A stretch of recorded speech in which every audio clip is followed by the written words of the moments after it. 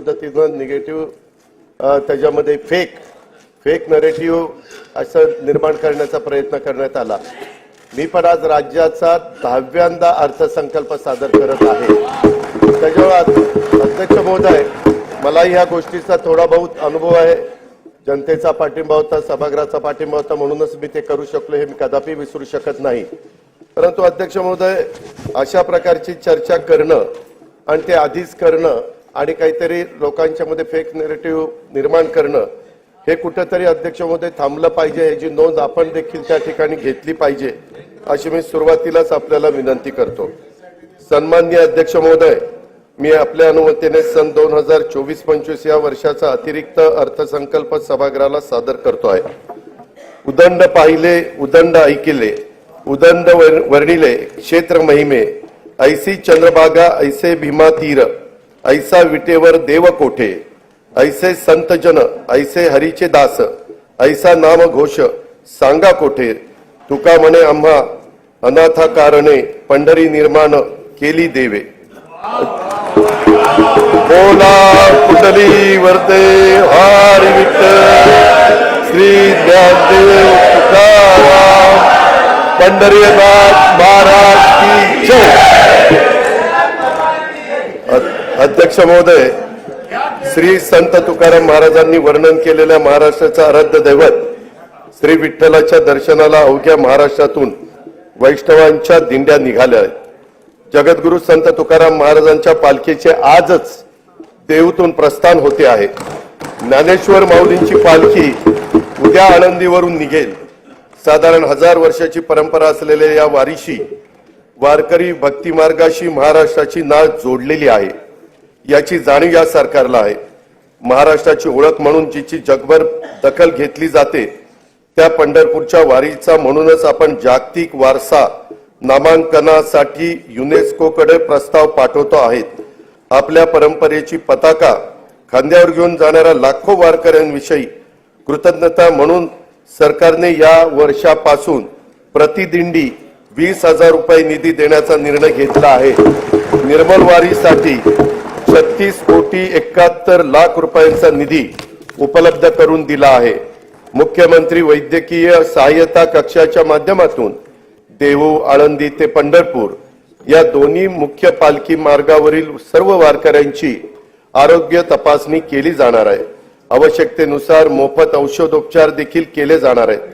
कीर्तनकार, वारकरी, भजनी मंडळ यांना सोयी सुविधा उपलब्ध करून देण्यासाठी तसेच पालखी मार्गाचे व्यवस्थापन करण्यासाठी मुख्यमंत्री वारकरी संप्रदाय महामंडळ स्थापन करण्याचा निर्णय घेण्यात आलेला आहे।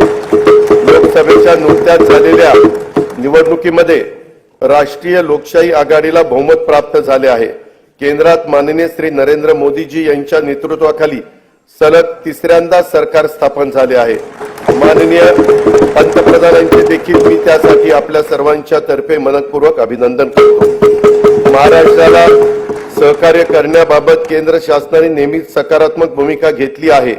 केंद्र शासनाच्या 3ऱ्यांदा सरकार आल्यानंतर पहिल्याच मंत्रिमंडळाच्या बैठकीमध्ये महाराष्ट्र राज्यातील 76,200 कोटी रुपये किमतीचा वाढवण बंदर प्रकल्पाला मंजुरी देण्यात आली आहे।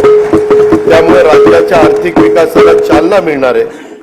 त्याद्वारे 10 लाखाहून अधिक रोजगार निर्माण होणार आहे।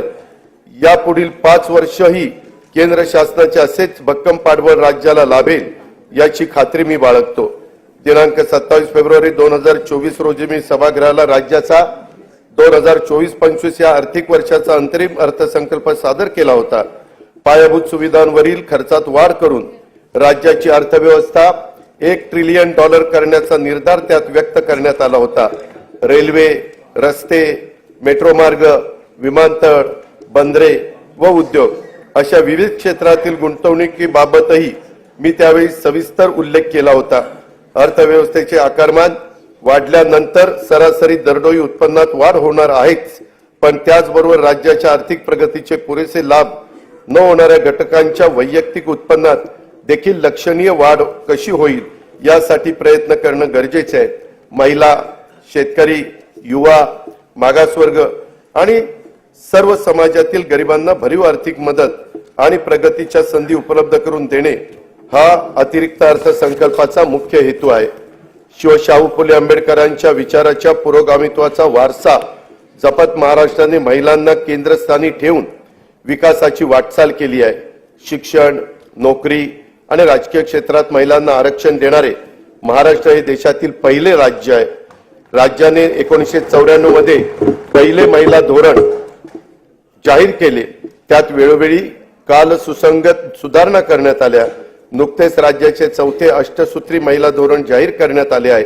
महिला व मुलींना सामाजिक, प्रशासकीय आणि राजकीय क्षेत्रात समान हक्क व दर्जा प्राप्त होण्यास करता पोषण आहार, स्वास्थ्य, शिक्षण, उद्योजकता तसेच कौशल्य विकास आणि रोजगारांसाठी विविध योजना प्रभावीपणे राबवण्यात येतील.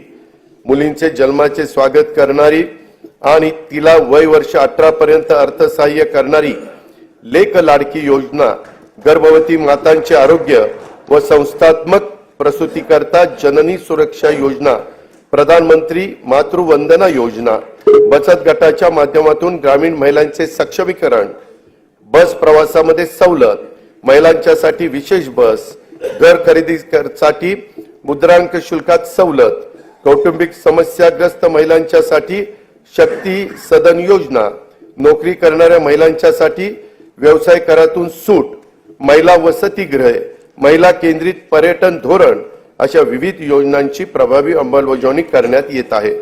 स्त्री ही कुटुंबाचा आधार असते.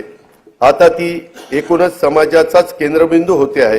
कुटुंबाचं व्यवस्थापन आणि अर्थार्जन अशा दोन्ही आघाड्यांवर ती लढते आहे. एक हाती कुटुंब सांभाळणाऱ्या, कर्तबगार मुलं घडवणाऱ्या महिलाही आपल्याला पाहायला मिळतात. वेगवेगळ्या परीक्षांच्या निकालाच्या वेळी तर मुलींची आघाडी हा तर आता नियमित होऊ पाहतो आहे. अशा आपल्या कर्तृत्वान माय भगिनींना संधीची कवाडे आणखी खुली करणे, त्यांना प्रोत्साहन देणे हे सरकार म्हणून आपले कर्तव्यच आहे.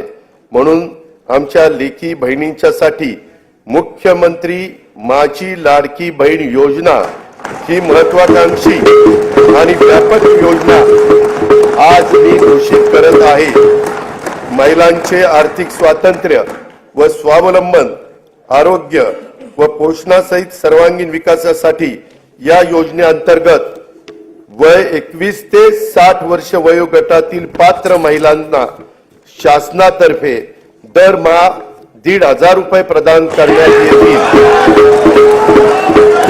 मुख्यमंत्री माझी लाडकी बहीण योजनेसाठी दरवर्षी 46,000 कोटी रुपयाचा निधी उपलब्ध करून देण्यात येईल. योजनेची अंमलबजावणी जुलै 2024 पासून करण्यात येईल. आपल्या शासनाने सन 2023-24 पासून लेक लाडकी ही योजना सुरू केली आहे. मुलींच्या जन्मापासून ती 18 वर्षाची होईपर्यंत तिला टप्प्याटप्प्याने एकूण 1,01,000 रुपये प्रदान करण्यात येतात. पिवळ्या आणि केशरी शिधापत्रिका धारक कुटुंबात दिनांक 1 एप्रिल 2023 रोजी किंवा त्यानंतर जन्म झालेल्या कन्येला हे अर्थसहाय्य करण्यात येतं.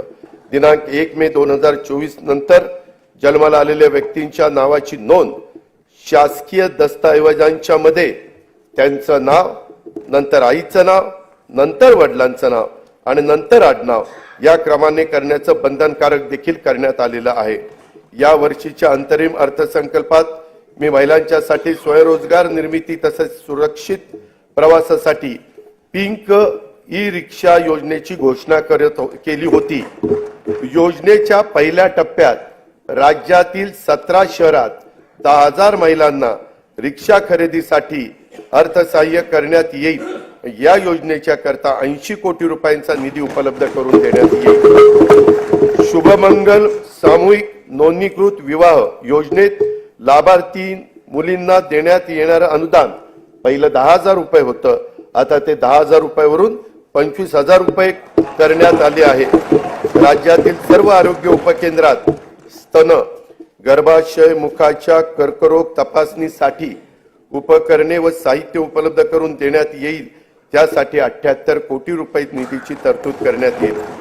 रुग्णांची विशेषतः आमच्या गरोदर माता व बालकांची आरोग्य संस्थेत मोफत ने आण करण्यासाठी 3,324 रुग्णवाहिका कार्यरत आहेत. त्यातील जुन्या रुग्णवाहिकांच्या जागी नव्या रुग्णवाहिका उपलब्ध करून देण्यात येतील। महिलांची पाण्यासाठी होणारी पायपीट थांबवण्यासाठी हर घर नल हर घर जल संकल्पनेअंतर्गत जल जीवन मिशन कार्यक्रमातून ग्रामीण भागातून 1,25,66,986 घरांना न जोडणी देण्यात आली आहे। राहिलेल्या 21,04,932 घरांसाठीचे काम प्रगतीपथावर आहे। स्वयंपाकांच्यासाठी वापरल्या जाणाऱ्या इंधनाचा आणि महिलांच्या आरोग्याचा फार जवळचा संबंध असतो। महिलांच्या आरोग्याच्या नेहमीच तक्रारी कमी करायच्या असतील तर त्यांना स्वच्छ इंधन पुरवणं ही आपली जबाबदारी आहे। LPG गॅसचा वापर त्या दृष्टीने सर्वात सुरक्षित असल्याने या इंधनाचा वापर वाढवला पाहिजे।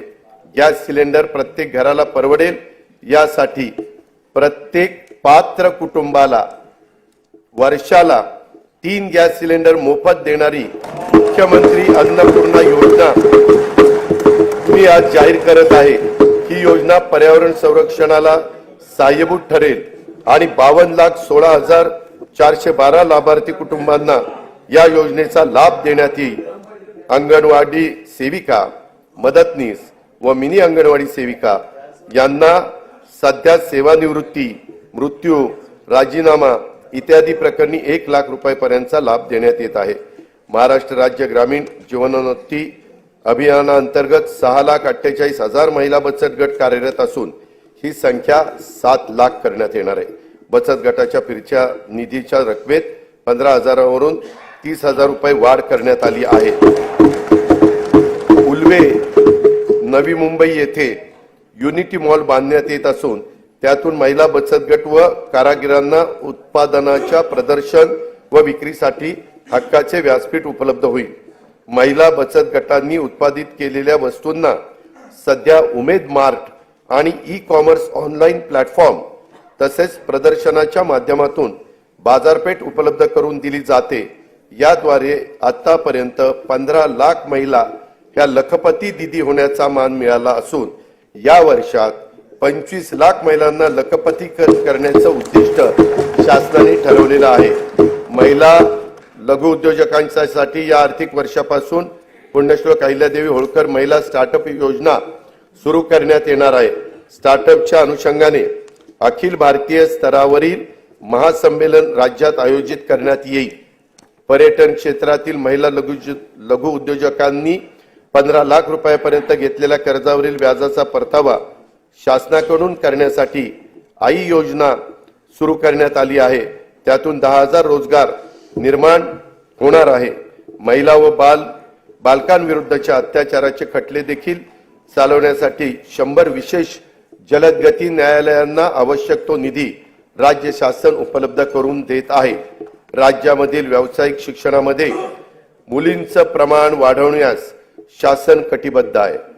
अभियांत्रिकी, वास्तुशास्त्र, औषध निर्माण शास्त्र, वैद्यकीय तसेच कृषी विषयक सर्व व्यावसायिक पदविका अभ्यासक्रमासाठी प्रवेशित 8 लाख रुपयांपर्यंतच्या वार्षिक कौटुंबिक उत्पन्न असणाऱ्या इतर मागासवर्ग तसेच आर्थिक दृष्ट्या दुर्बल घटकातील मुलींना शिक्षण शुल्क व परीक्षा शुल्कामध्ये 100% प्रतिपूर्ती करण्यात येईल।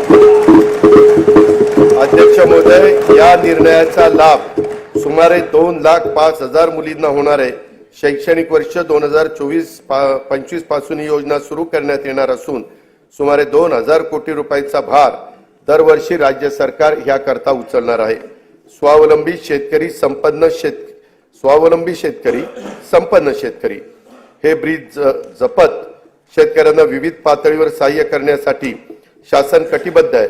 बी बियाणासाठी थेट अनुदान, सिंचन सुविधा, आधुनिक तंत्रज्ञानाचा वापर, शेतीपूरक उद्योगांना प्रोत्साहन, शेतमालाचे मूल्यवर्धन, शेतमाल साठवणूक, बाजारपेठेची उपलब्धता इत्यादींबाबत विविध योजना राबवण्यात येत आहे। शासनाने सन 2023-24 या आर्थिक वर्षापासून शेतकऱ्यांना आर्थिक सहाय्य करण्यासाठी नमो शेतकरी महासन्मान निधी, 1 रुपयात पीक विमा, गोपीनाथ मुंडे शेतकरी सुरक्षा सानुग्रह अनुदान अशा विविध योजना सुरू केलेल्या आहेत। शेती आणि संबंधित क्षेत्राच्या ठळक तरतुदीकडे मी आता सभागृहाचं लक्ष वेधित आहे. नैसर्गिक आपत्तीमुळे झालेल्या शेती पिकांच्या नुकसानापोटी शेतकऱ्यांना जुलै 2022 पासून 15,245 कोटी 76 लाख रुपयांची मदत करण्यात आलेली आहे. नोव्हेंबर डिसेंबर 2023 मधील अवकाळी पावसामुळे बाधित झालेल्या 24,47,000 शेतकऱ्यांना आतापर्यंत 2,253 कोटी रुपयांची मदत देण्यात आली आहे. नुकसानीच्या क्षेत्राची मर्यादा 2 ऐवजी यावेळेस 3 हेक्टर करण्यात आली आहे. राज्य आपत्ती प्रतिसाद निधीच्या निकषापेक्षा अधिक दराने ही मदत करण्यात आली आहे. खरीप हंगाम 2023 करता राज्यातील 40 तालुक्यांमध्ये दुष्काळ तर 1021 महसूल मंडळामध्ये दुष्काळ सदृश परिस्थिती जाहीर करण्यात आली असून तिथे विविध सवलती लागू करण्यात आल्या आहेत. नुकसानीचे पंचनामे जलद व पारदर्शक होण्याकरता नागपूर विभागामध्ये घेतली गेलेली ई पंचनामा प्रणालीची चाचणी यशस्वी झाल्याने ही प्रणाली आता संपूर्ण राज्यामध्ये लागू करण्यात येणार आहे. नमो शेतकरी महासन्मान निधी योजनेअंतर्गत आज तागायत एकूण 92,43,000 शेतकरी कुटुंबांना 5,318 कोटी 47 लाख रुपयाचं अनुदान देण्यात आलेलं आहे. 1 रुपयात पीक विमा योजनेअंतर्गत 59,57,000 शेतकऱ्यांना 3,504 कोटी 66 लाख रुपयाची रक्कम आजपर्यंत अदा करण्यात आलेली आहे.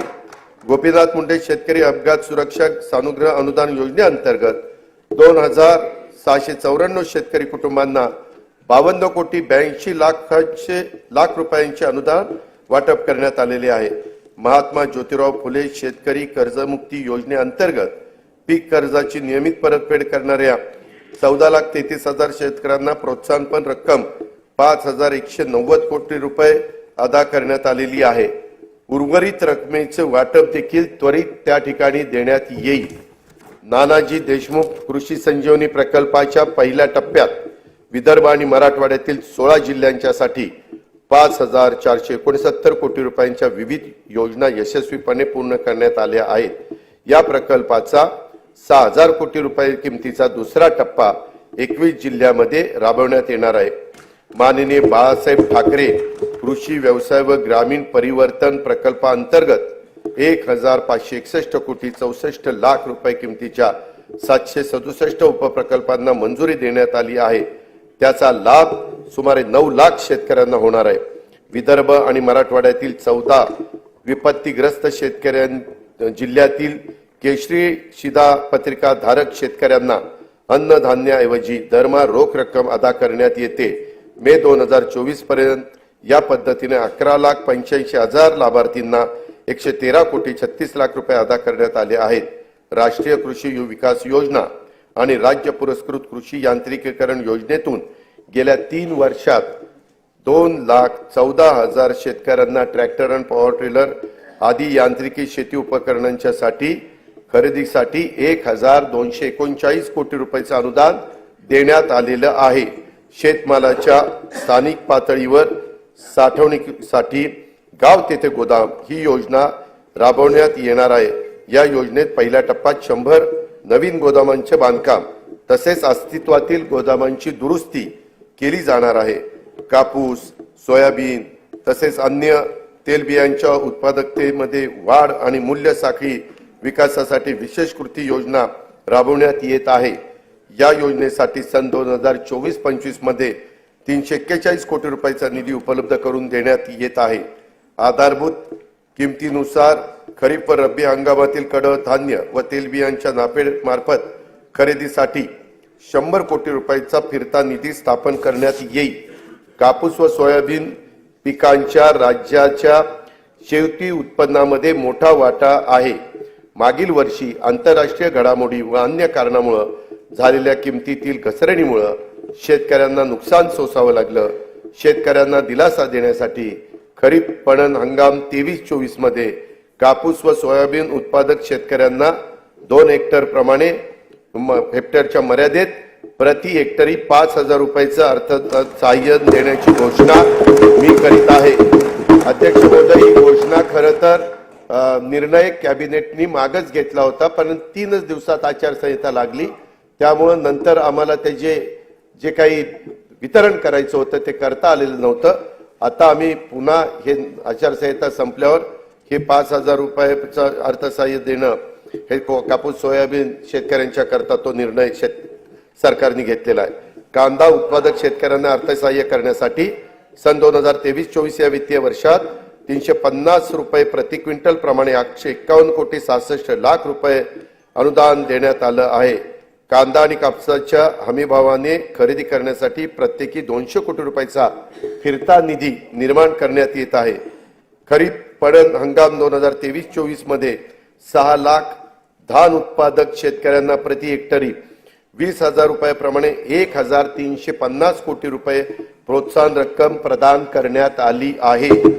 शासकीय नवीन दुग्ध व्यवसाय उद्योजकता प्रकल्प सुरू करणार आहे.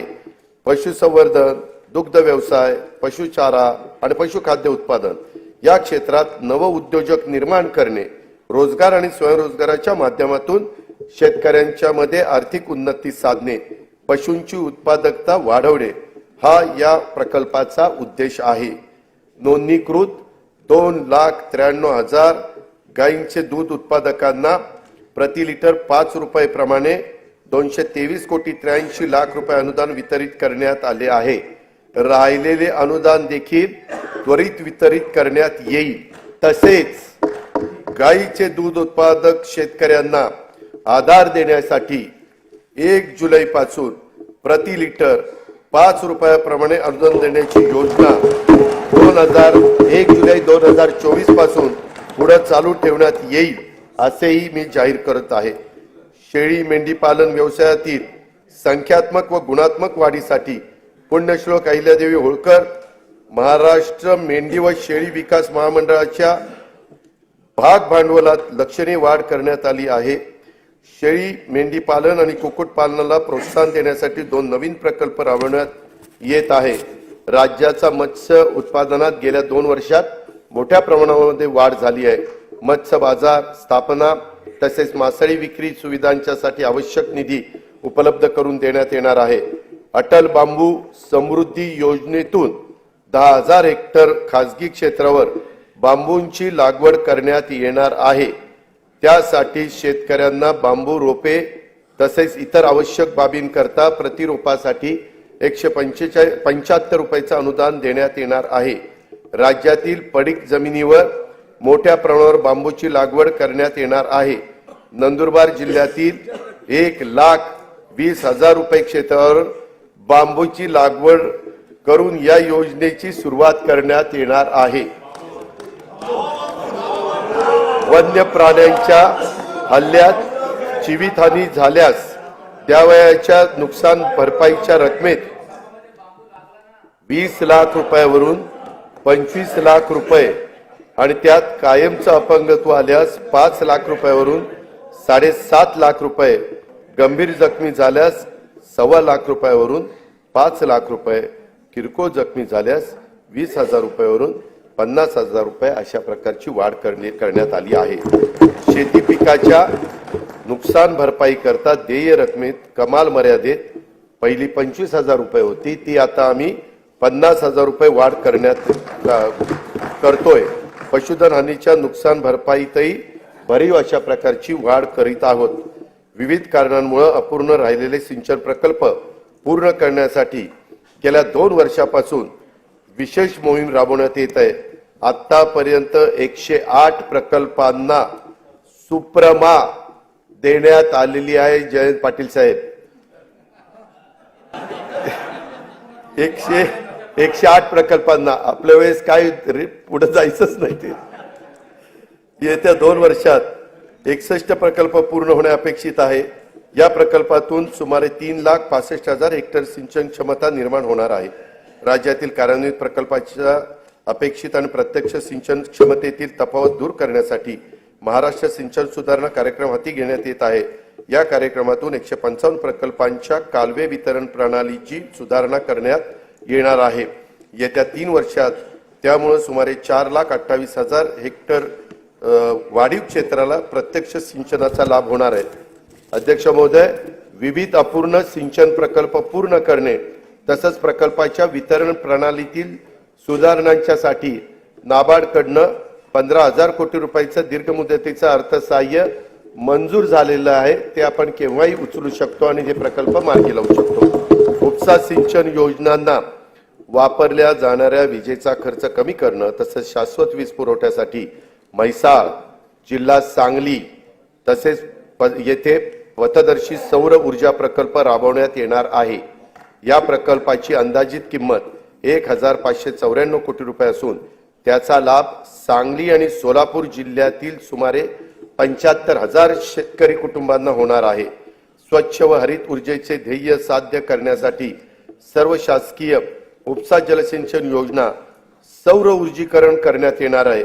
त्यामध्ये जनाई, शिरसाई, पुरंदर या उपसा सिंचन योजनांचाही समावेश आहे।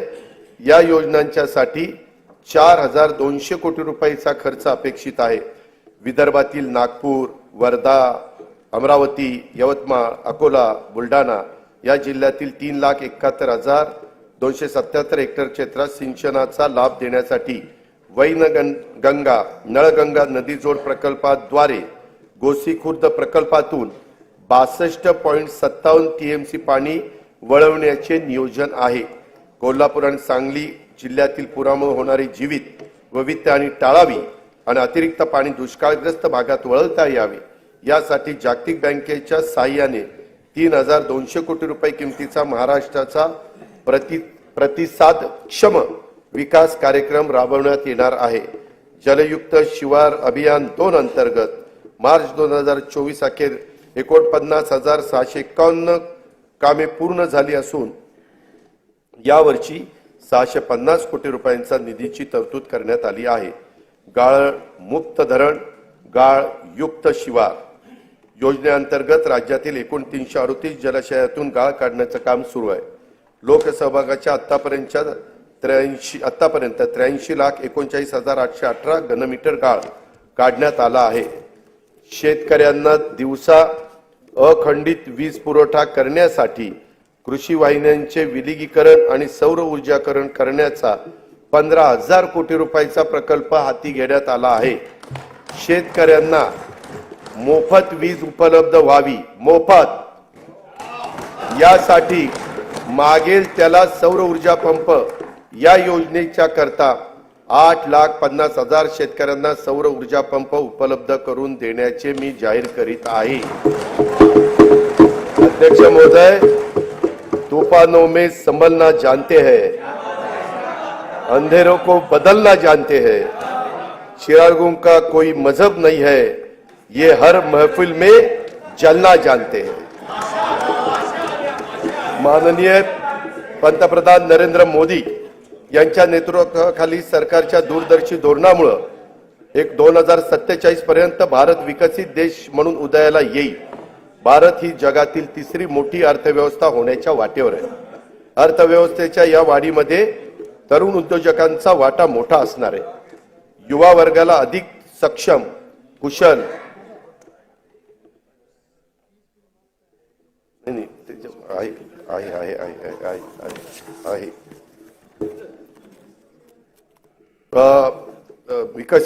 भारत ही जगातील तिसरी मोठी अर्थव्यवस्था होण्याच्या वाटेवर आहे।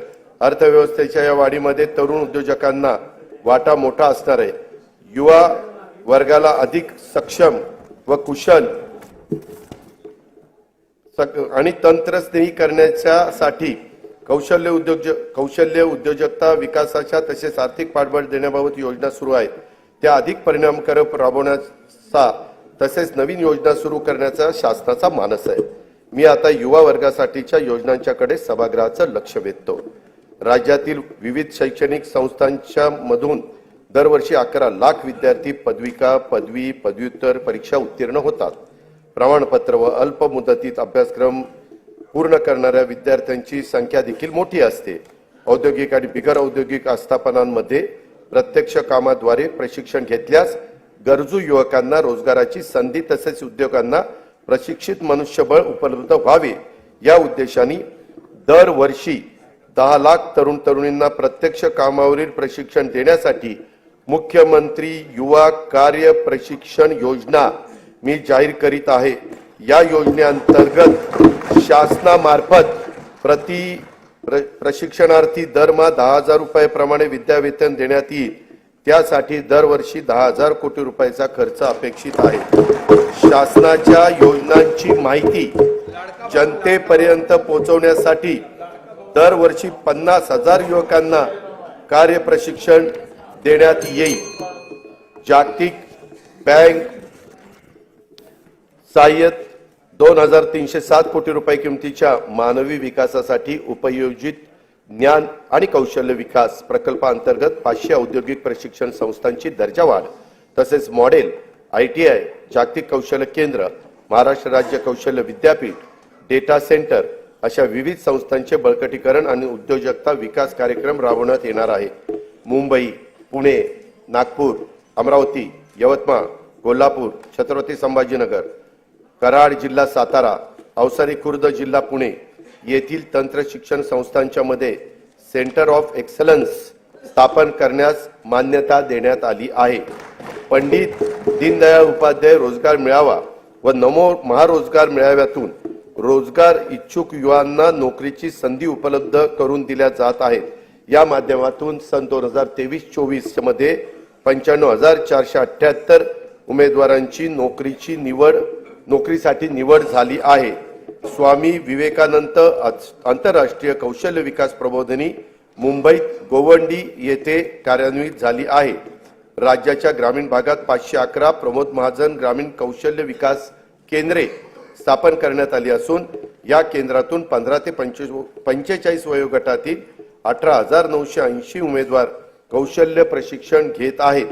विविध समाज घटकांच्यासाठी रोजगारभिमुख प्रशिक्षण कार्यक्रम तसेच संशोधनाचे काम करण्यासाठी आदिवासी संशोधन प्रशिक्षण संस्था TRTI, डॉक्टर बाबासाहेब आंबेडकर संशोधन व प्रशिक्षण संस्था बार्टी, छत्रपती शाहू महाराज संशोधन व प्रशिक्षण संस्था सारथी, महात्मा ज्योतिबा फुले संशोधन व प्रशिक्षण संस्था महाज्योती, महाराष्ट्र संशोधन व प्रशिक्षण प्रबोधिनी अमृत इत्यादी संस्था काम करतायत। या संस्थांच्या मार्फत एकूण 2,51,393 विद्यार्थ्यांना रोजगारभिमुख प्रशिक्षण देण्यात आले असून त्यापैकी 52,000 विद्यार्थ्यांना नोकरीच्या संधी प्राप्त झालेल्या आहेत।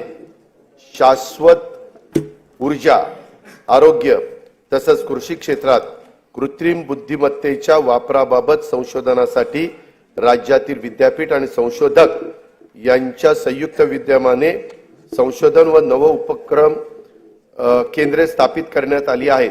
त्यासाठी विद्यापीठ व शासनाकडून प्रत्येकी 50 कोटी रुपये असा 100 कोटी रुपयांचा निधी उपलब्ध करून देण्यात येणार आहे। शबरी आदिवासी वित्त व विकास महामंडळामार्फत राबवण्यात येणाऱ्या स्वयंरोजगार अर्थसहाय्याच्या योजनेच्यासाठी 100 कोटी रुपयाची निधीची तरतूद करण्यात आलेली आहे। अनुसूचित जाती, अनुसूचित जमाती, विमुक्त जाती, भटक्या जमाती, इतर मागासवर्ग, विशेष मागास प्रवर्ग तसेच खुल्या प्रवर्गातील विद्यार्थ्यांना विदेशात उच्च शिक्षणासाठी शिष्यवृत्ती योजना राबवण्यात येत आहे। अल्पसंख्याक समुदायातील विद्यार्थ्यांसाठी देखील सन 2024-25 पासून विदेशी शिक्षणासाठी शिष्यवृत्ती योजना लागू करण्यात आली आहे। वसतिगृहात प्रवेश न मिळालेल्या आर्थिक दृष्ट्या दुर्बल घटकातील विद्यार्थ्यांना शैक्षणिक वर्ष 23-24 पासून डॉक्टर पंजाबराव देशमुख वसतिगृह निर्वाह भत्ता योजनेअंतर्गत भरीव वाढ करून दरवर्षी 38 ते 60,000 रुपयापर्यंत निवास भत्ता देण्यात येत आहे। इतर मागासवर्गीय, विमुक्त जाती, भटक्या जमाती आणि विशेष मागास प्रवर्गातील उच्च शिक्षण घेणाऱ्या विद्यार्थ्यांना ज्ञानज्योती सावित्रीबाई फुले आधार योजनेअंतर्गत देखील भरीव वाढ करून दरवर्षी 38,000 ते 60,000 रुपयापर्यंत निवास भत्ता देण्यात येणार आहे।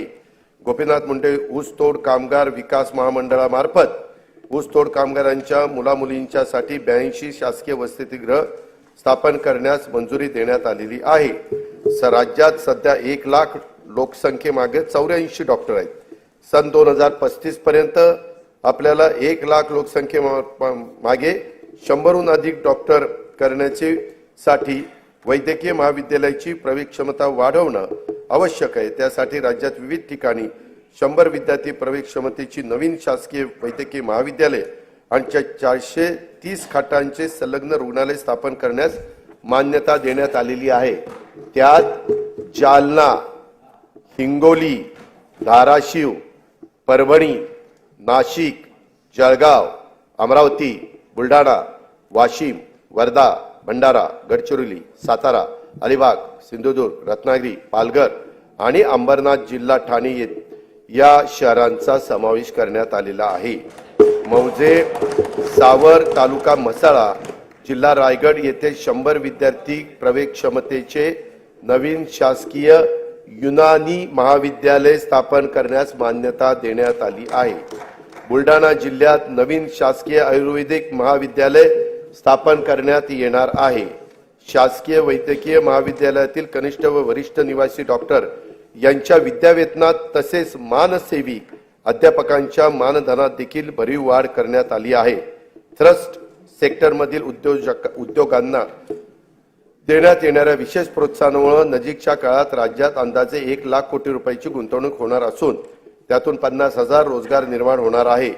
हरित हायड्रोजन उत्पादनासाठी विकासकांबरोबर झालेल्या सामंजस्य करारानुसार 2,11,400 कोटी रुपयांची गुंतवणूक होणार असून त्याद्वारे 55,900 रोजगार निर्माण होणार आहेत। महापे नवी मुंबई येथे 25 एकर जागेत India gems and jewellery park नियोजित आहे। त्यात 2,000 सूक्ष्म, लघु व मध्यम उद्योग घटकांना समावेश असून 50,000 कोटी रुपयाची गुंतवणूक होणार आहे। त्यातून 1 लाख रोजगार निर्माण होतील। एकात्मिक व शाश्वत वस्त्रोद्योग धोरण 2023 ते 28 जाहीर करण्यात आले असून या अंतर्गत 5 वर्षात 25,000 कोटी रुपयांची भरीव गुंतवणूक आणि 5 लाख रोजगार अपेक्षित आहे। कॅप्टिव्ह मार्केट योजनेमुळे सूतगिरणी, यंत्रमाग, प्रोसेसिंग, पॅकिंग तसेच वाहतूक क्षेत्रात मोठ्या प्रमाणात रोजगार निर्माण होणार आहे। खाजगी गुंतवणूक वाढवण्यासाठी लघु वस्त्रोद्योग संकुले तसेच टेक्निकल टेक्सटाईल पार्क उभारण्याचे शासनाने ठरवलेले आहे। सिंधुदुर्ग जिल्ह्यात आंतरराष्ट्रीय दर्जाचे स्कुबा डायव्हिंग केंद्र सुरू करण्यात येणार असून बुडीत जहाजावरील प्रवाळाचे दर्शन हे त्यांचे विशेष आकर्षण असेल। या प्रकल्पासाठी 20 कोटी रुपये खर्च अपेक्षित आहे। त्यातून 800 ते 1000 स्थानिकांना रोजगार उपलब्ध होईल। अध्यक्ष महोदय, हयात लेके चलो, कायनात लेके चलो, चलो तो सारे जमाने को साथ लेकर चलो। दारिद्र्य निर्मूलन आणि जनतेचे राहणीमान उंचावण्यासाठी शासन अरे कधीतरी समाधान माना। आहे पुढे आहे, जनतेचे राहणीमान उंचावण्यासाठी शासन कटिबद्ध असून विविध योजनांच्या माध्यमातून अविरतपणे सामाजिक विकासाचे प्रयत्न सुरू आहेत। अनुसूचित जाती उपाययोजनेखाली शाळा, आश्रमशाळा, विद्यार्थ्यांकरता वसतिगृह, शिष्यवृत्ती, आरोग्य सेवा, रोजगार इत्यादी करता विविध योजना राबवण्यात येतात। आदिवासी विकास उपाय योजनेअंतर्गत बालकांच्या पोषणामध्ये वाढ करण्यासाठी भारतरत्न डॉक्टर APJ अब्दुल कलाम अमृत आहार योजना, शासकीय आश्रमशाळांमध्ये विज्ञान केंद्राची उभारणी करण्यासाठी नमो आदिवासी स्मार्ट शाळा अभियान, वसतिगृहात प्रवेश न मिळालेल्या विद्यार्थ्यांना उच्च शिक्षणासाठी पंडित दीनदयाळ उपाध्याय स्वयं योजना, वस्त्यांना पायाभूत सुविधा उपलब्ध करून देण्यासाठी ठक्कर बाप्पा आदिवासी विकास योजना आदी योजनांच्या माध्यमातून पुरेसा निधी उपलब्ध करून देण्यात येत आहे। इतर मागासवर्ग, विमुक्त जाती, भटक्या जमाती, विशेष मागास प्रवर्गातील घटकांना उन्नती करता विविध योजना राबवण्यात येतात। या प्रवर्गातील विद्यार्थ्यांच्या करता आश्रमशाळा, ऊसतोड कामगारांच्या मुलांच्यासाठी आश्रमशाळा, विद्यानिकेतन, धनगर समाजासाठीच्या विविध योजना, क्रांती ज्योती सावित्रीबाई फुले शिष्यवृत्ती योजना, डॉक्टर पंजाबराव देशमुख वसतिगृह योजना, तांडा वस्ती मुक्त वसाहत योजना इत्यादी योजनांच्या माध्यमातून पुरेसा निधी उपलब्ध करून देण्यात येत आहे। राज्यातील सर्व बौद्ध, जैन, शीख, पारसी, ख्रिश्चन व मुस्लिम या अल्पसंख्याक समुदायातील घटकांच्या विकासाकरता हे सरकार वचनबद्ध आहे। सामाजिक व आर्थिक दृष्ट्या दुर्बल घटकांच्यासाठी असलेल्या योजना परिणामकारक राबवणे, नवीन योजना, विशेष योजना आखणे आणि त्यासाठी पुरेसा आर्थिक तरतूद करणे या धोरणातून सर्व स्वरूपातील सार्वत्रिक दारिद्र्य नाहीसे करणे हे शाश्वत विकास ध्येय साध्य करण्याचा आमचा निश्चय आहे। त्या दृष्टीने महत्त्वाच्या योजना मी सभागृहावर सादर करीत आहे। संजय गांधी निराधार योजना आणि श्रावणबाळ सेवा राज्य निवृत्ती योजनेतून आर्थिक दुर्बल घटकातील निराधार, विधवा आणि दिव्यांग वृद्ध नागरिकांना दरमहा अर्थसहाय्य देण्यात येते। या अर्थसहाय्यात 1000 रुपयावरून 1500 रुपये अशी वाढ करण्यात आली आहे। सन 2023-24 मध्ये 45,60,000 लाभार्थींना या योजनेतून 7,145 कोटी रुपयांचं वाटप देखील करण्यात आलं आहे। महिला आर्थिक विकास महामंडळ, महाराष्ट्र राज्य इतर मागासवर्ग वित्त विकास महामंडळ, वसंतराव नाईक विमुक्त जाती व भटक्या जमाती विकास महामंडळ, महात्मा फुले मागासवर्गीय विकास महामंडळ, साहित्यरत्न लोकशाहीर अण्णाभाऊ साठे विकास महामंडळ, संत रोहिदास चर्मोद्योग व चर्मकार विकास महामंडळ, शबरी आदिवासी वित्त विकास महामंडळ, महाराष्ट्र राज्य सरकारी आदिवासी विकास महामंडळ, पुण्यश्लोक अहिल्यादेवी महाराष्ट्र मेंढी व शेळी विकास महामंडळ, अण्णासाहेब पाटील आर्थिक विकास महामंडळ, शामराव पेजे आर्थिक विकास महामंडळ, संत शिरोमणी गोरोबा काका महाराष्ट्र माती कला मंडळ, महाराष्ट्र राज्य ऑटो रिक्षा व टॅक्सी चालक मालक कल्याणकारी महामंडळ, मौलाना आझाद अल्पसंख्याक आर्थिक विकास महामंडळ अशा विविध महामंडळाच्या माध्यमातून विविध समाज घटकांना उन्नती करता योजना राबवण्यात येत आहे। वसंतराव नाईक विमुक्त जाती व भटक्या जमाती विकास महामंडळाअंतर्गत राजे उमाजी नाईक आर्थिक विकास महामंडळ आणि पैलवान कैलासवासी मारुती चव्हाण वडार आर्थिक विकास महामंडळ नव्याने निर्माण करण्यात आलेले आहे। महाराष्ट्र राज्य इतर मागासवर्गीय वित्त विकास महामंडळाअंतर्गत संत काशीबा गुरव युवा आर्थिक विकास महामंडळ, जगज्योती महात्मा बसवेश्वर आर्थिक विकास महामंडळ, संत सेनाजी महाराज केश शिल्पी महामंडळ नव्याने निर्माण करण्यात आलेले आहे। पानपिंपरी आणि मुसळीचे उत्पादन करणाऱ्या बारी समाजाच्या आर्थिक, सामाजिक आणि शैक्षणिक विकासासाठी संत श्री रूपलाल महाराज आर्थिक विकास महामंडळाची स्थापना करण्यात येणार आहे। नव्याने निर्माण करण्यात आलेल्या तसेच कार्यरत महामंडळाच्या निधीची पुरेशी तरतूद त्या ठिकाणी करण्यात येईल। 15 डिसेंबर 2022 पासून दिव्यांग कल्याण विभागाचे कामकाज सुरू झाले आहे। दिव्यांगांच्यासाठी शिक्षण, क्रीडा, कौशल्य विकास, प्रशिक्षण, रोजगार, उद्योग क्षेत्रातील विविध योजना राबवून त्यांना स्वावलंबी व सक्षम बनवण्याचे उद्दिष्ट आहे। दिव्यांग व्यक्तीचे स्वतःचे हक्काचे घर व्हावे यासाठी धर्मवीर आनंद दिघे घरकुल योजना राबवण्यात येणार असून पहिल्या टप्प्यात 34,400 घरकुलं बांधण्याचे प्रस्तावित आहे। दिव्यांग व्यक्तींना दैनंदिन वापरासाठी इलेक्ट्रिक वाहनांचे वाटप करण्यात येत आहे। राज्याने याच वर्षी तृतीयपंथीयांचं बाबतचं आपले धोरण जाहीर केलं आहे। शासन आणि सार्वजनिक प्राधिकरणाकडून होणाऱ्या भरती प्रक्रियेमध्ये तसेच सर्व शासकीय योजनांच्या मध्ये स्त्री पुरुषांबरोबरच तृतीयपंथी हा लिंग पर्याय उपलब्ध करून देण्यात आला आहे। त्यामुळे तृतीयपंथी समुदायाला राज्य शासनाच्या योजनांचा लाभ घेणे आता सुलभ होणार आहे। धनगर समाजाच्या शैक्षणिक व सामाजिक उपक्रमासाठी खारघर नवी मुंबई येथे 4000 चौरस मीटरचा भूखंड उपलब्ध करून देण्यात आलेला आहे। महाराष्ट्र घरेलू कामगार कल्याण महामंडळामार्फत नोंदणीकृत घरेलू कामगारांच्यासाठी विविध कल्याणकारी योजना राबवण्यात येत आहे। मौलाना आझाद अल्पसंख्याक आर्थिक विकास महामंडळ राबवण्यात येणाऱ्या योजनांच्या करता अधिक निधी उपलब्ध करून देण्यासाठी कर्जावरील शासन हमीची मर्यादा 30 कोटीवरून 500 कोटी रुपये करण्यात आली आहे। महात्मा ज्योतिराव फुले जन आरोग्य योजना राज्यातील सर्व कुटुंबांना लागू करण्यात आली आहे।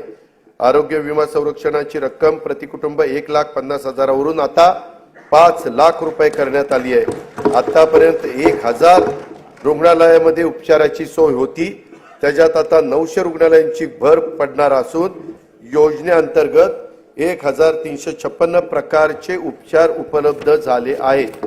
सार्वजनिक आरोग्य विभागाच्या रुग्णालयामध्ये तपासण्या, चाचण्या आणि उपचार मोफत करण्यात येतात। या निर्णयामुळे बाह्य रुग्ण, आंतररुग्ण, लहान शस्त्रक्रिया, एक्स-रे चाचणी आणि प्रयोगशाळा चाचण्यांमध्ये भरीव वाढ झाली आहे। शहरी भागातील गरजू जनतेसाठी विनामूल्य तपासणी, वैद्यकीय चाचण्या व उपचारांच्यासाठी सुविधा असलेले हिंदू हृदय सम्राट बाळासाहेब ठाकरे आपला दवाखाना 347 ठिकाणी कार्यान्वित करण्यात आलेला आहे। महाराष्ट्र राज्य बिगर कृषी सहकारी पतसंस्था नियामक मंडळाला पतसंस्थांच्या स्थिरीकरण व तरलतेसाठी 100 कोटी रुपयांचा निधी उपलब्ध करून देण्यात येणार आहे।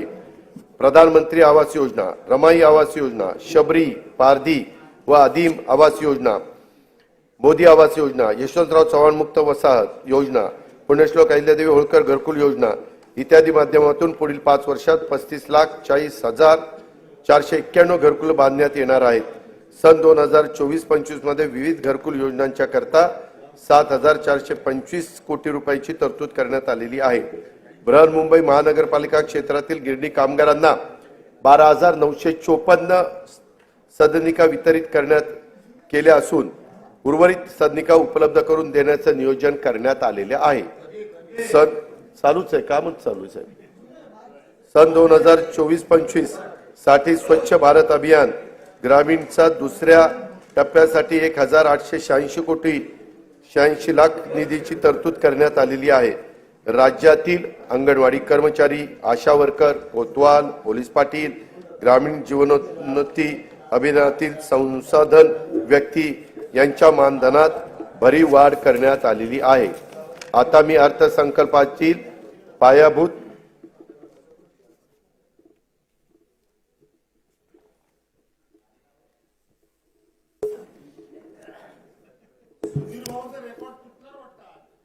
सध्या महाराष्ट्र राज्यात एकूण 47.41 लाख म्हणजे 47,41,000 शेतीपंप ग्राहक असून त्यांचा वीज वापर हा 39,247 दशलक्ष युनिट एवढा असून त्या वीज वापराची किंमत एकूण 33,046 कोटी इतकी आहे।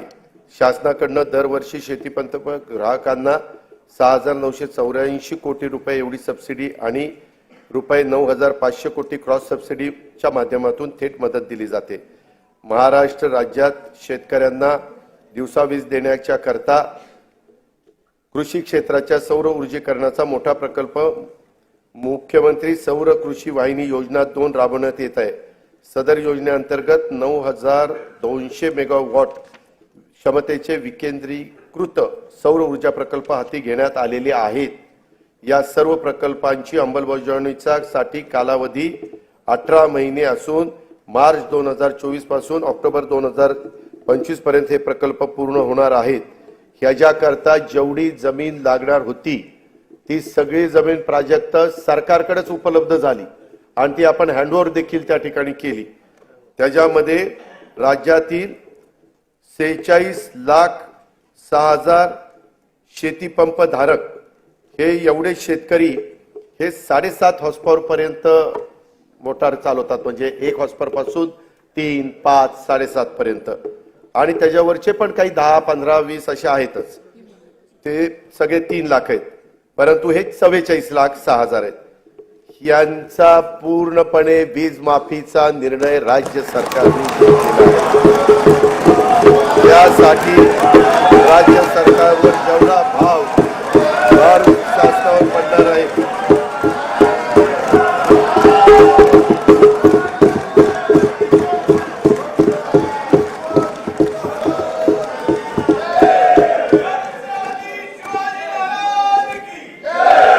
आता मी अर्थसंकल्पातील पायाभूत सुविधा आणि अन्य महत्त्वाच्या सभागृहाचे लक्ष वेधतो। मुंबई, पुणे व नागपूर शहरांमध्ये एकूण 449 किलोमीटर लांबीच्या मेट्रो मार्गिका उभारण्याची मान्यता देण्यात आली असून 127 किलोमीटर लांबीच्या मार्गिका वाहतुकीसाठी खुल्या करण्यात आल्या आहेत। तसेच या आर्थिक वर्षात आणखी 37 किलोमीटर लांबीच्या मार्गिका वाहतुकीसाठी खुल्या करण्यात येणार आहे। शिवडी नावाशेवा प्रकल्पांतर्गत शिवडी वरळी जोड रस्त्यांचे 57% काम झाले असून डिसेंबर 2025 अखेर या प्रकल्पाचे काम पूर्ण करण्यात येणार आहे. बाळकुम येथे गायमुख या नियोजित ठाणे किनारी मार्गाची लांबी 13.45 किलोमीटर असून सुमारे 3,364 कोटी रुपये किमतीचे हे काम मे 2028 पर्यंत पूर्ण होणे अपेक्षित आहे. स्वराज्य रक्षक छत्रपती संभाजी महाराज मुंबई किनारी मार्गाचे बहुतांशी काम पूर्ण झाले असून दोन्ही मार्गिका अंशतः खुल्या करण्यात आल्या आहेत. प्रधानमंत्री ग्राम सडक योजनेच्या तिसऱ्या टप्प्यात सुमारे 6,500 किलोमीटर लांबीच्या रस्ते सुधारणांचं उद्दिष्ट आहे. सद्यस्थितीत 2,303 किलोमीटर लांबीच्या रस्त्याचं काम पूर्ण झाले असून उर्वरित कामे प्रगतीपथावर आहेत. मुख्यमंत्री ग्राम सडक योजनेच्या तिसऱ्या टप्प्यात 23,000 किलोमीटर लांबीच्या रस्त्यांची कामे आगामी 3 वर्षात पूर्ण करण्यात येणार आहेत. भगवान बिरसा मुंडा जोड रस्ते योजनेसाठी 1,400 कोटी रुपयाचा तरतूद करण्यात आलेली आहे. संत सेवालाल महाराज जोड रस्ता योजना तसेच यशवंतराव होळकर जोड रस्ते योजनेची अंमलबजावणी लवकरच सुरू करण्यात येत आहे. परिवहन सेवेमध्ये सुधारणा तसेच हवेतील प्रदूषण कमी करण्यासाठी 19 महानगरपालिकांमध्ये पीएमई बस सेवा योजना राबवण्यात येणार आहे. इलेक्ट्रिक बसेस उपलब्ध करणे, बस आगारे आणि विद्युत पायाभूत सुविधा उभारणी आदी बाबींचा या योजनेमध्ये समावेश आहे. अग्निशमन सेवाचा विस्तार आणि आधुनिकीकरण करण्यासाठी 615 कोटी रुपयाची योजना राबवण्यात येणार आहे. ही योजना ड वर्ग महानगरपालिका, सर्व नगर परिषदा व नगरपंचायतीमध्ये राबवण्यात येईल. धर्मादाय आयुक्तांच्या अधिपत्याखाली कार्यालयाचा मुंबई, नंदुरबार, नांदेड, वर्धा, अमरावती, कोल्हापूर येथील इमारतींच्या बांधकामासाठी अस्तित्वातील इमारतींचे नूतनीकरण करण्यासाठी 1,200 कोटी रुपयाचा निधी उपलब्ध करून दिला जाणार आहे. माननीय बाळासाहेब ठाकरे स्मृती मातोश्री ग्रामपंचायत बांधणी योजनेअंतर्गत 2,567 ग्रामपंचायत कार्यालयाच्या बांधकामांना मान्यता देण्यात आली आहे. शिवकालीन 12 किल्ल्यांना जागतिक वारसा नामांकन प्राप्त व्हावे म्हणून युनेस्कोकडे प्रस्ताव पाठवण्यात आला आहे. कोकणातील कातळ शिल्पे, पंढरपूर वारी, दहीहंडी उत्सव आणि गणेशोत्सव याबाबतचे देखील प्रस्ताव पाठवण्यात येणार आहेत. शासनाकडून रायगड किल्ल्यावर शिवराज्याभिषेक सोहळा दरवर्षी साजरा करण्याचं ठरवले असून त्याचा आवश्यक तो निधी शासन उपलब्ध करून देणार आहे. वेंगुर्ला जिल्हा सिंधुदुर्ग येथे 66 कोटी रुपयाचे अंदाजित किमतीचा आंतरराष्ट्रीय दर्जाचा पाणबुडी प्रकल्प विकसित करण्यात येणार आहे. सातारा जिल्ह्यातील पश्चिम घाट परिसरातील पर्यटन स्थळाच्या विकासासाठी 381 कोटी 56 लाख रुपये किमतीचा एकात्मिक पर्यटन विकास आराखडा करण्यात आला आहे.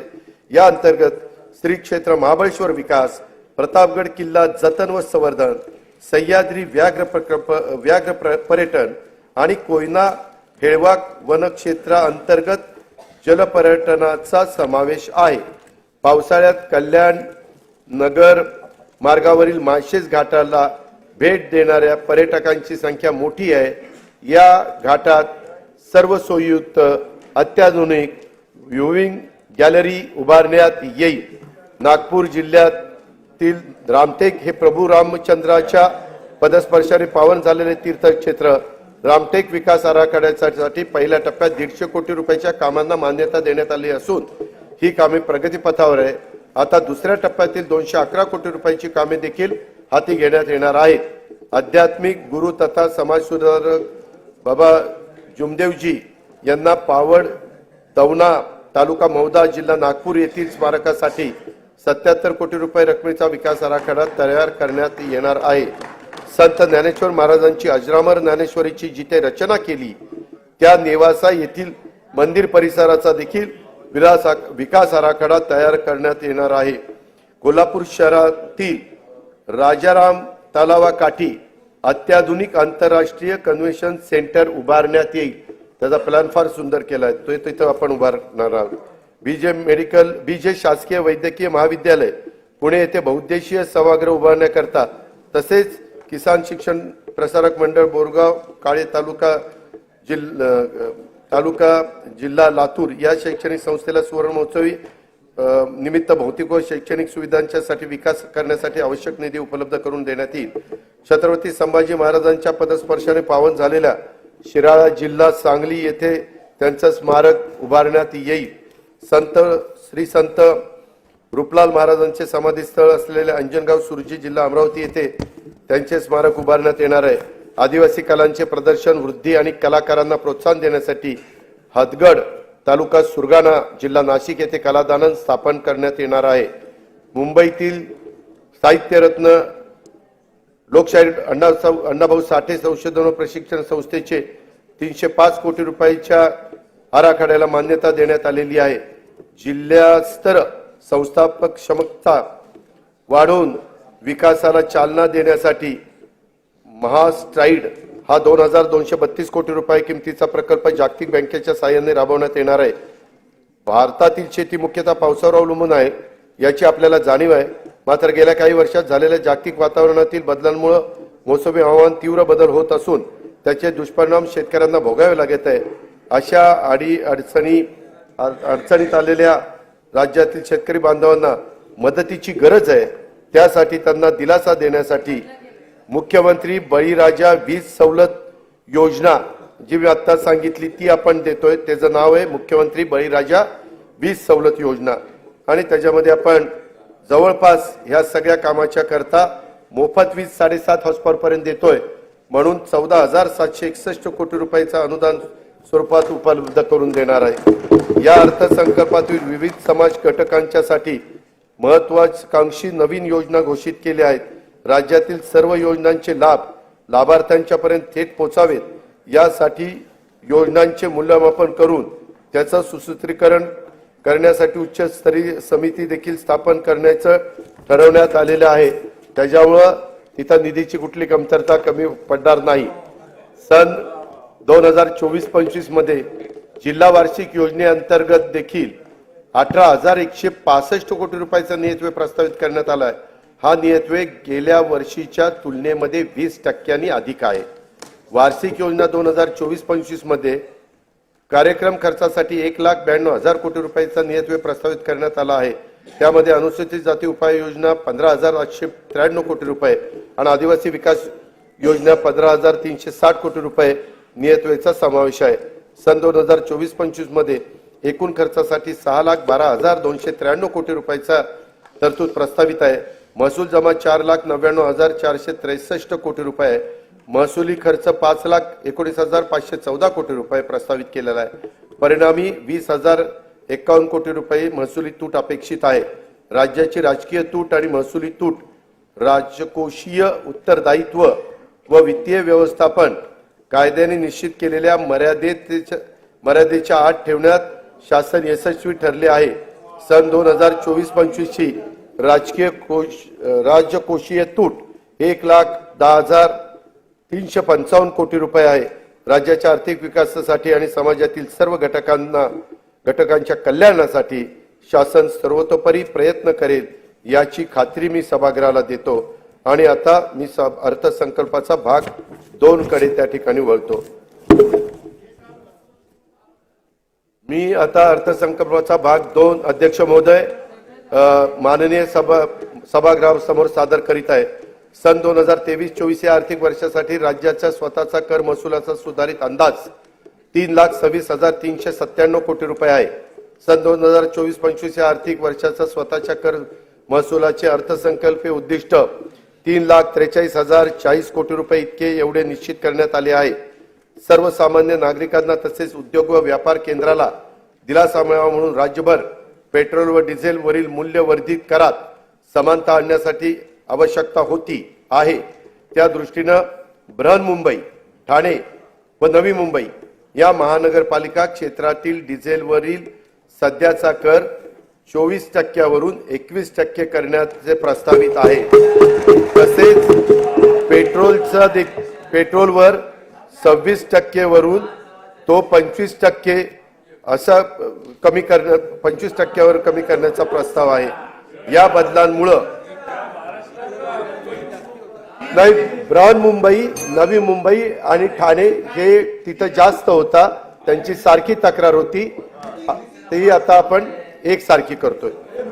या बदलांमुळे ठाणे, बृहन्मुंबई आणि नवी मुंबई या महानगरपालिका क्षेत्रातील पेट्रोलचा दर हा 65 पैसे व डिझेलचा दर अंदाजे 2.07 प्रति लिटर स्वस्त होणार आहे। केंद्रीय सशस्त्र पोलीस दलामध्ये 7 सशस्त्र सेना दल कार्यरत असून त्यापैकी सीमा सुरक्षा दल व केंद्रीय राखीव पोलीस दल यातील सशस्त्र जवानांना व्यवसाय कर भरण्यापासून सूट देण्यात आली आहे। आता उर्वरित 5 दलातील म्हणजेच आसाम रायफल्स, केंद्रीय औद्योगिक सुरक्षा दल, भारत तिबेट सीमा पोलीस दल, राष्ट्रीय सुरक्षा रक्षक व सशस्त्र सीमा दलातील राष्ट्रीय कर्तव्य बजावणाऱ्या सशस्त्र जवानांना व्यवसाय कर भरण्यापासून सूट देण्याबाबत मी प्रस्तावित करीत आहे। याचा लाभ अंदाजे 12,000 जवानांना होणार आहे। नोंदणी झालेल्या दस्तास कमी मुद्रांक शुल्क भरल्याचे निष्पन्न झाल्यास मुद्रांक शुल्काच्या फरकाच्या रकमेवर दस्त निष्पादित केल्याच्या तारखेपासून आकारण्यात येणारी दंडाची रक्कम ही 2% दरमहा होती, ती आता अध्यक्ष महोदय आपण 1% दरमहा करण्याचा निर्णय घेण्यात आलेला आहे। म्हणजे त्याच्यामध्ये 24% वर्षाला होती, ती आता 12% करण्यात आली। बऱ्याच जणांची तशी मागणी होती। मुद्रांक शुल्क परताव्यासाठी ऑनलाईन पद्धतीने अर्ज करता येईल। अर्ज करण्याची कालमर्यादा मुद्रांक खरेदी केल्यापासून 6 महिन्याऐवजी 1 वर्ष करण्यात येईल। वरील प्रस्तावांना सन्माननीय सदस्यांचा पाठिंबा मिळेल असा विश्वास मी इथं व्यक्त करतो। अध्यक्ष महोदय, आतापर्यंत मी या राज्याचा 10 वेळेला जनतेचा अर्थसंकल्प मांडण्याची संधी मला मिळाली। निंदी कोणी मारी, वंदी कोणी पूजा करी, मज हेही नाही तेही नाही, वेगळा दोन्हीपासूनही या न्यायाने केलेल्या कामाची पावती आहे असे मी मानतो। तुका म्हणे मज घडो त्यांची सेवा, तरी माझ्या दैवा पार नाही, अशी तुकोबारायाच्या भाषेत प्रार्थना करून मी आपली रजा घेतो। जय हिंद, जय भारत।